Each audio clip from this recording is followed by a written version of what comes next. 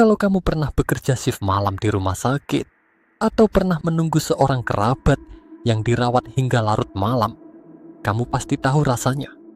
Ada momen-momen tertentu, biasanya sekitar jam 2 atau 3 dini hari, di mana koridor rumah sakit terasa terlalu sepi, terlalu senyap.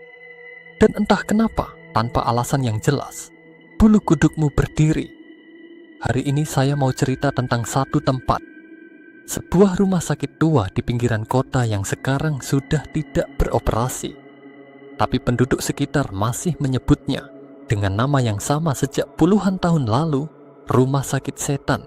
Dan cerita yang akan saya sampaikan ini bukan dari Wikipedia. Ini dari orang-orang yang pernah benar-benar ada di sana. Rumah sakit ini dibangun sekitar tahun 1930-an di era kolonial Belanda.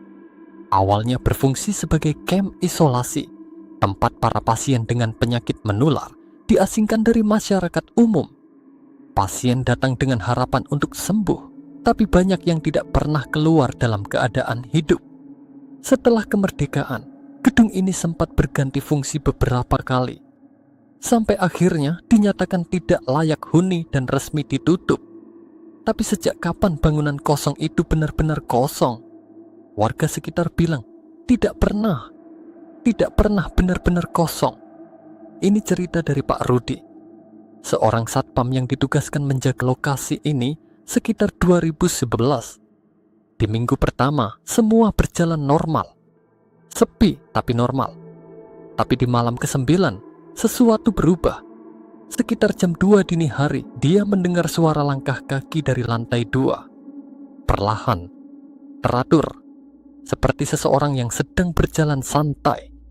Dia ambil senter naik ke lantai 2. Koridor gelap total. Tidak ada siapa-siapa. Tapi di ujung koridor ada bau melati yang sangat kuat. Itu bukan bau yang menyeramkan, justru harum, terlalu harum. Dan itu yang membuatnya berlari, karena tidak ada bunga melati di sana. Keesokan harinya, dia mengundurkan diri. Tapi pengalaman paling terkenal bukan dari satpam. Ini di sekelompok mahasiswa fotografi yang masuk secara ilegal. Ada 6 orang. Tujuannya mengambil foto untuk tugas akhir. Sampai salah satu dari mereka berhenti di depan satu ruangan. Pintu ruangan itu terbuka sedikit. Ada cahaya dari dalam. Waktu mereka dorong pintunya, ruangan itu tanpa jendela. Dan di sudut ruangan berdiri sosok wanita berpakaian putih. Rambutnya panjang, wajahnya tertunduk, tidak bergerak. Lalu salah satu temannya berteriak. Dan dalam sekejap, sosok itu menghilang. Waktu Dian mengecek fotonya, ada bayangan hitam di belakangnya yang tidak ada di ruangan itu ketika mereka masuk. Cerita-cerita seperti ini terus beredar di masyarakat sekitar. Yang paling berbahaya bukan apa yang kamu lihat, tapi apa yang menyadari bahwa kamu melihatnya. Kalau kamu punya pengalaman serupa, cerita di kolom komentar. Sampai jumpa di cerita berikutnya.